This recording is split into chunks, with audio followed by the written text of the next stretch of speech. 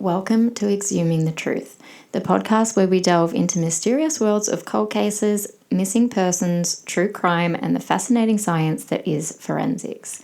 I'm forensic scientist and criminologist Asha Walther, and I am so thrilled to have you with me on this journey as we dance in the shadows of the world of crime, shining a light on scientific discovery while becoming another voice for those who need it most. So grab a drink and get comfy while we jump into this episode together. As always, I would like to extend a content and trigger warning. This podcast is recommended for persons over the age of 18 and contains explicit content not suitable for minors. We will be covering sensitive content that ranges from sexual assault, physical, mental, social, and emotional abuse, suicide, homicide, murder, attempted murder, and other violent crimes, including crimes involving weapons and drugs. This often extends to drug misuse and other harmful and illegal activity. If you find any content to be distressing, I listed a number of resources that may be able to help you in the podcast notes. I would like to remind all of our listeners that all victims and all offenders are someone's loved one, so I ask that we keep any discussions in our group or on our social accounts respectful of that at all times. Hello guys, happy Tuesday. It's Tuesday for me. Maybe it's Tuesday for you if you're listening to when I uploaded this podcast. Housekeeping for this week, not much going on. I spent a little while in hospital recently, nothing major. I was just having a bit of complications with my heart. As we know, I've got heart-related issues and POTS, which is another condition for another day. But today, I don't have a lot of other housekeeping for you. I'm currently watching Untamed on Netflix with Eric Bana, which is also awesome. I was literally about to say Bruce Banner, but I'm sure that's the Hulk, and I'm getting confused with my kids' shows. But no, it's definitely Eric Bana. But today's episode is called Where is Corrie Feehan?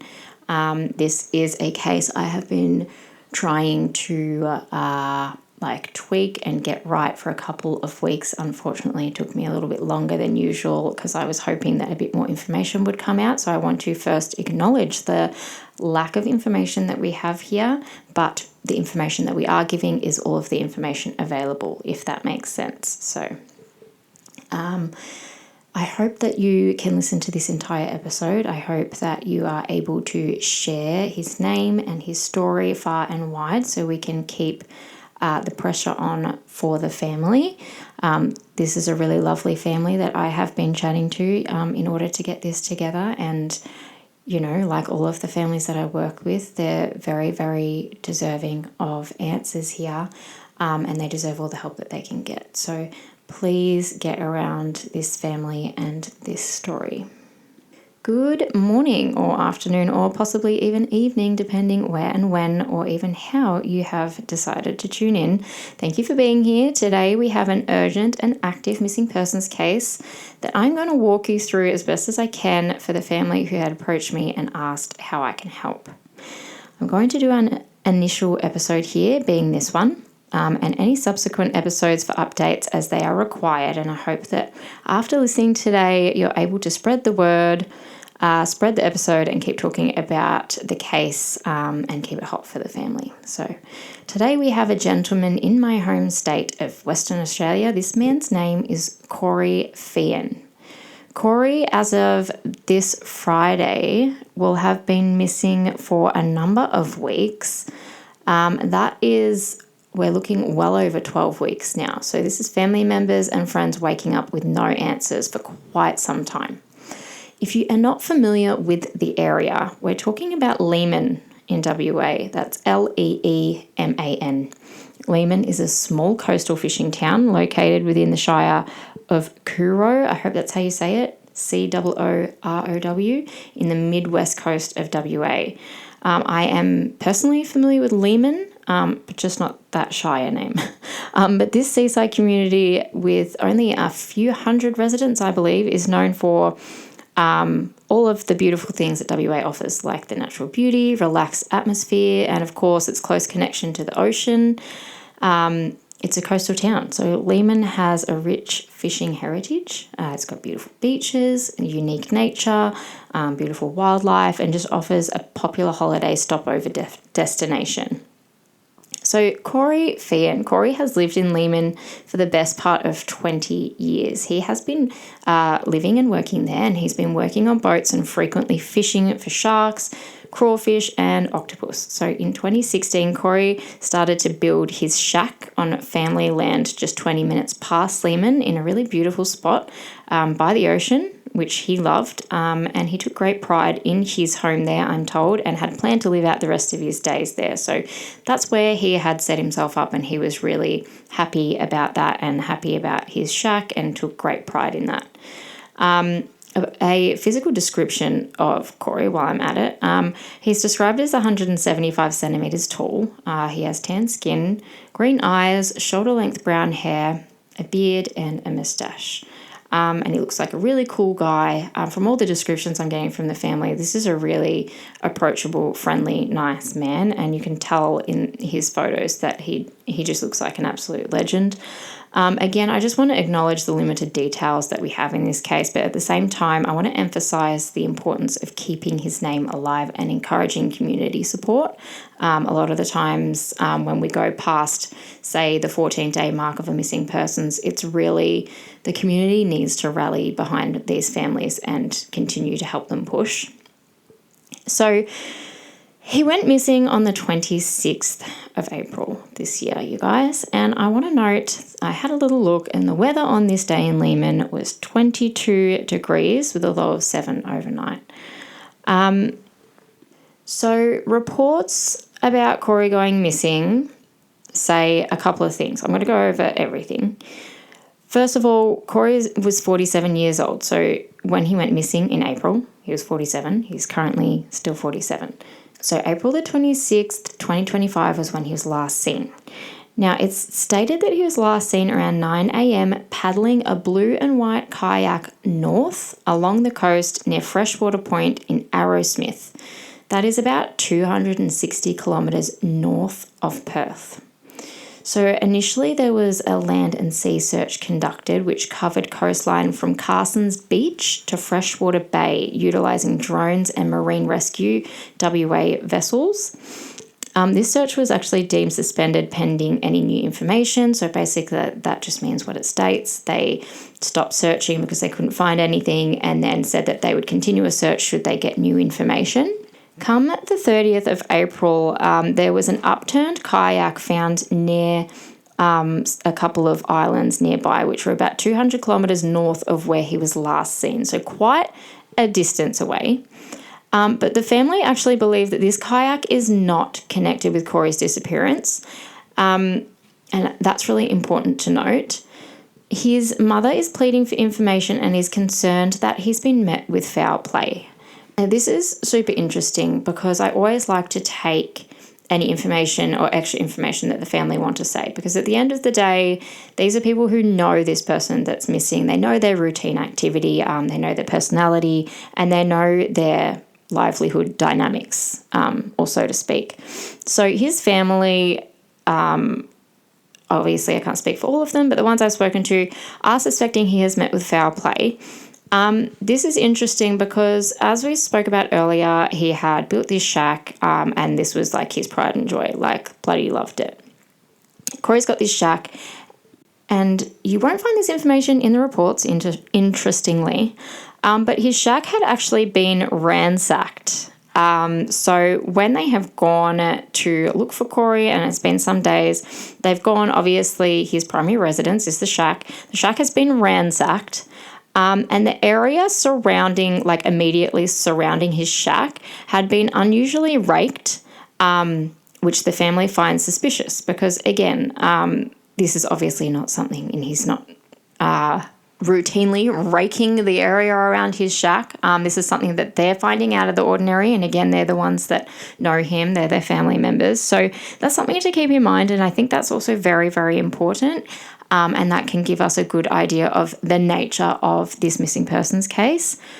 I had a couple of simple questions for the family, and they gave me some answers, and those questions were simple, like the kayak that was found, did they do forensics on it, who actually saw him and reported him last missing, or who saw him paddling the kayak, and things like that. So I'm going to go through the answers with you so that you've got as much context as I do.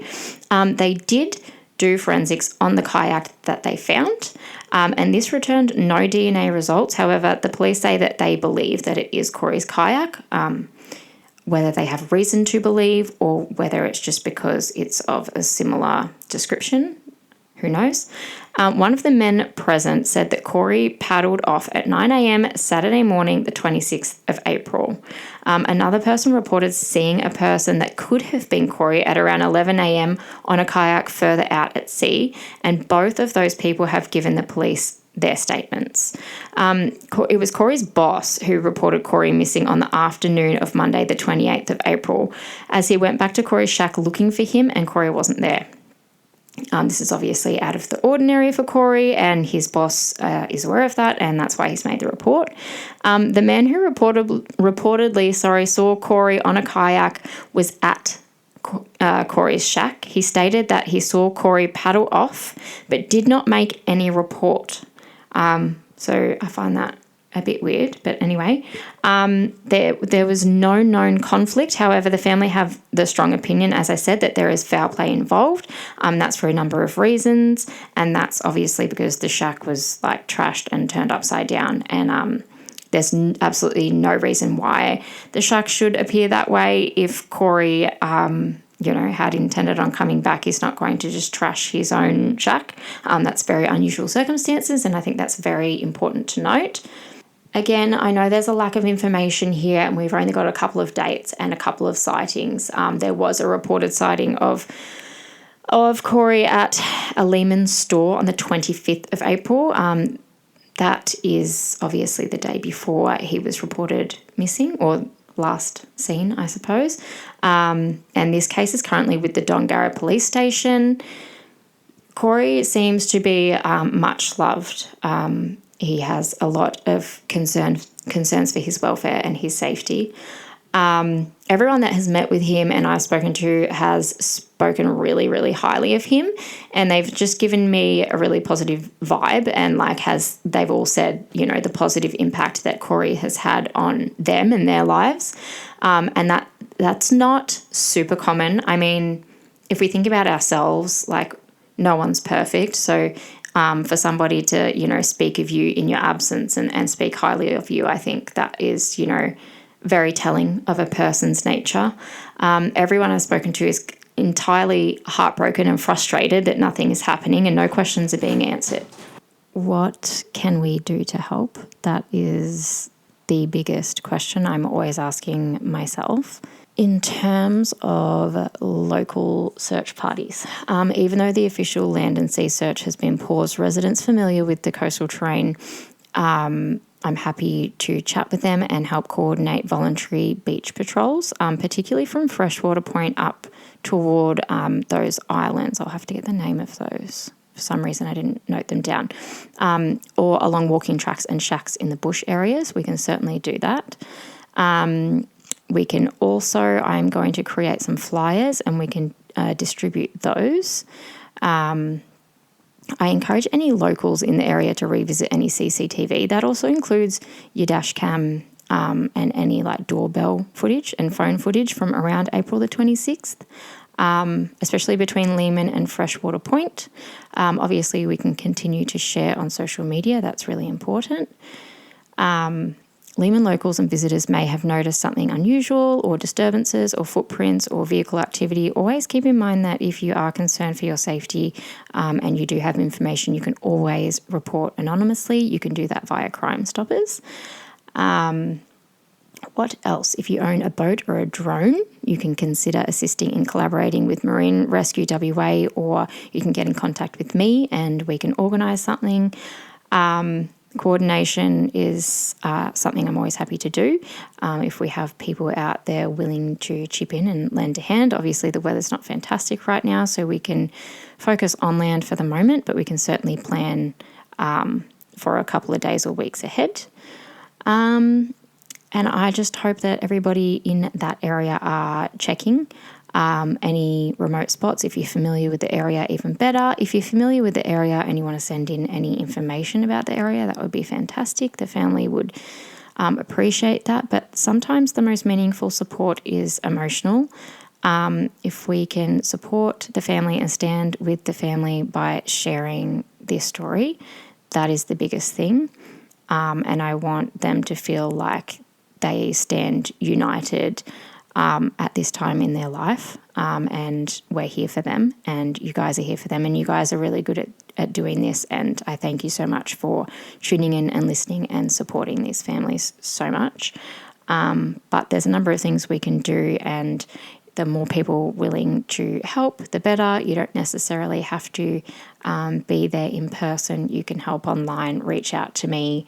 I'll get back to you as soon as I can. So thank you so much for listening to this. I really hope that we can get an outcome for Corrie's family and for Corrie. And yes, I will keep you updated. We're going to do more episodes to keep you updated on this story. And hopefully, I really hope we can come to a conclusion for the family. Thank you so much for joining me on this episode. I hope you have enjoyed it here. If so, you can subscribe to stay up to date on new episodes, or you can find us both on Instagram and Facebook, and also now TikTok. You can also subscribe to our paid episodes on Spotify only. That is the subscriber only episodes.